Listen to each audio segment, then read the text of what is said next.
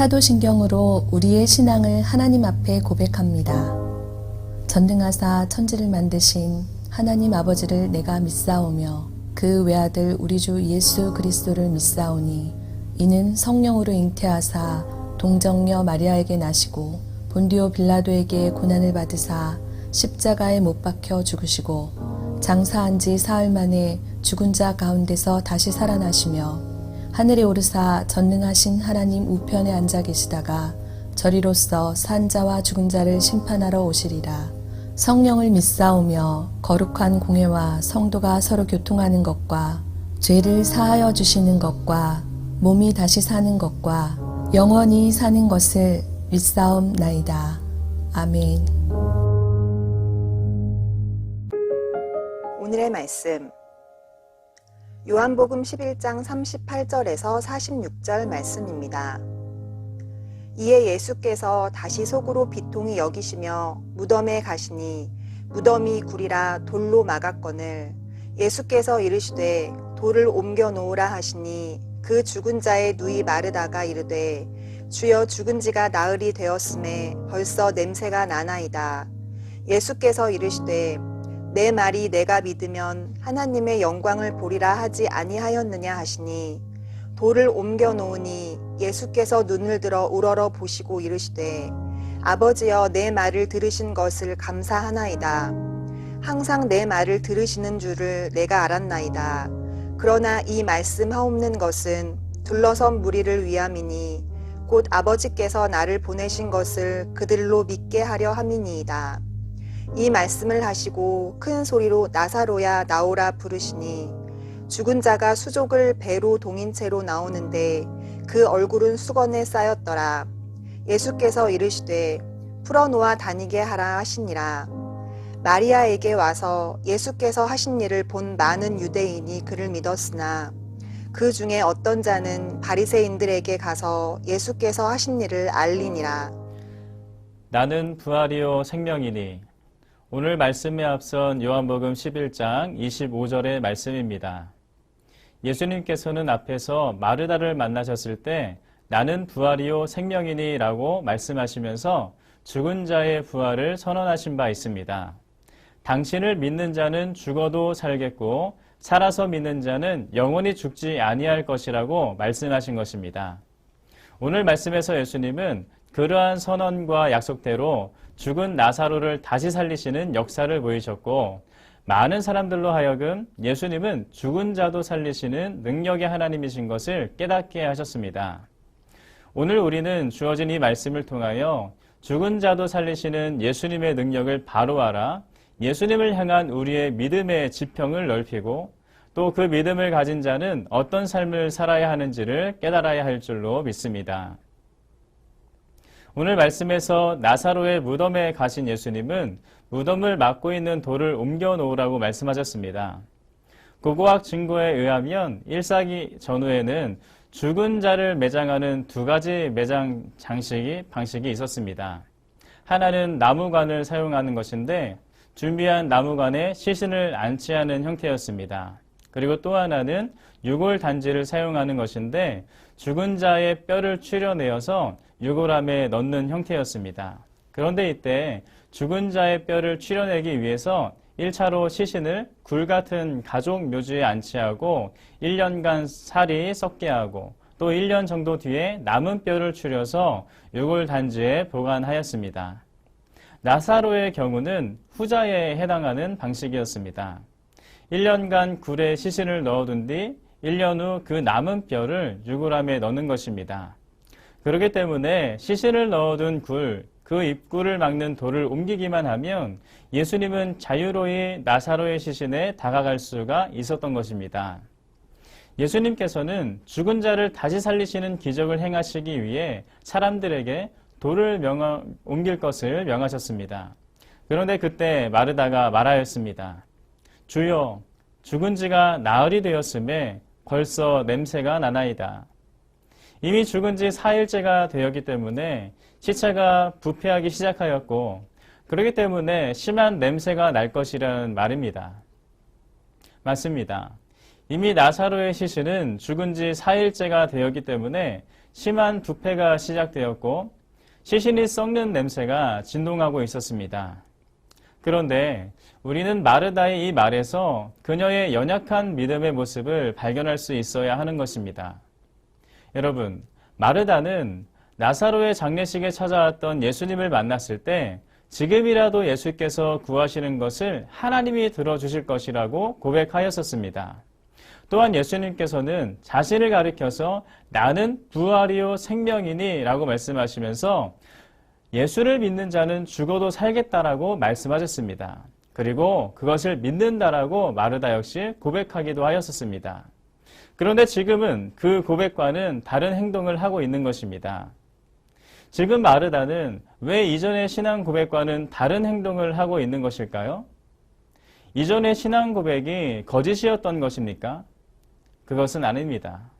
분명 마르다는 예수님을 믿었고 예수님의 말씀, 나는 부활이라는 그 말씀에 동의하였습니다. 그러나 부족함이 있었던 것입니다. 그것이 무엇입니까? 마르다의 믿음의 지평이 죽은 자의 소생이라는 개념까지는 미치지 못했다는 것입니다. 마르다는 분명 예수님께서 행하신 수많은 기적의 이야기들을 알고 있었을 것입니다. 그러나 예수님의 능력을 전해 듣고 예수님을 믿고는 있었지만 또 예수가 부활이요 생명이라는 말씀이 무슨 뜻인지 생명의 주, 그 능력이 무엇인지까지는 알지 못하였던 것입니다. 그렇기 때문에 무덤에 돌을 옮기라 하시는 예수님의 말씀에 이렇게 대답한 것입니다. 주님, 이미 죽은 지가 4일째가 되어서 시체가 부패하고 있고 냄새도 심합니다. 사랑하는 성도 여러분, 오늘 마르다의 모습이 바로 우리의 모습이지 않습니까? 예수님께서는 말씀하신 바와 같이 능치 못함이 없는 능력으로 우리를 도우실 것을 약속하셨는데 우리의 연약한 생각과 우리의 계산으로 하나님의 일하심의 한계를 정해놓고 하나님께서 도우실 수 있는 일과 행하실 수 없는 일을 이미 스스로가 구별하고 있지는 않습니까? 그래서 하나님께서 행하실 수 있는 일이라 여겨지는 것에선 전심으로 기도하면서도 그러지 못할 것이라고 우리가 먼저 판단하고 한계를 그어놓은 일에 대해서는 기도하는 것조차 포기하며 살고 있지는 않습니까?